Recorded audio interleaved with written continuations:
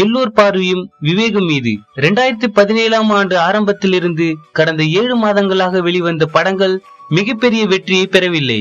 இந்த ஆண்டின் இதுவரை சொல்லிக் கொள்ளும்படியான ஒரு பெரிய வெற்றி தமிழ் படங்களுக்கு கிடைக்கவில்லை. பாகுபலி 2 படம் மட்டுமே வரலாற்று வெற்றியை பெற்றது. அந்த வெற்றியை தமிழ் படத்திற்கு கிடைத்த வெற்றியாக கருத முடியாது. அவர்கள் சொன்னாலும் சொல்லவில்லை என்றாலும் பாகுபலி 2 படத்தில் பெரும்பாலான காட்சிகள் தெலுங்கு உதட்டசைவுடன் இருந்தது என்பதுதான் உண்மை.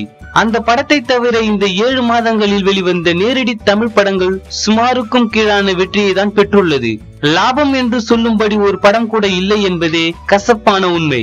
GST வரி விதிப்பிற்கு பின் நிலைமை இன்னும் மோசமாகிவிட்டது. தியேட்டர்களுக்கு வரும் மக்களின் எண்ணிக்கை வெகுவாக குறைந்து விட்டது. அதற்கு டிக்கெட் கட்டணங்களும் ஒரு காரணம். பிக் பாஸ் நிகழ்ச்சியும் கூட ஒரு காரணம்.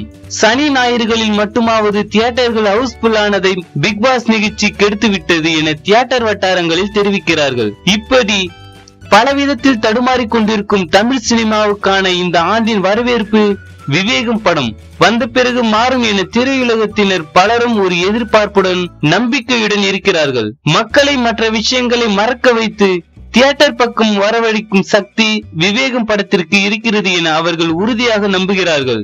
இன்னும் சில நாட்களில் வெளியீட்டு தேதி அதிகாரப்பூர்வமாக அறிவிக்கப்பட உள்ள விவேகம் படம் அனைவரின் நம்பிக்கையும் காப்பாற்றுமா என்பது இயக்குனர் சிவா தல அஜித்தின் கையில் உள்ளது.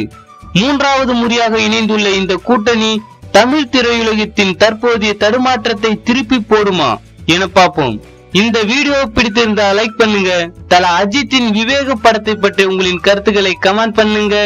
மேலும் இது போன்ற செய்தி உடனுக்குடன் அறிந்து கொள்ள சினிமா நியூஸ் அப்டேட்டை சப்ஸ்கிரைப் பண்ணுங்க.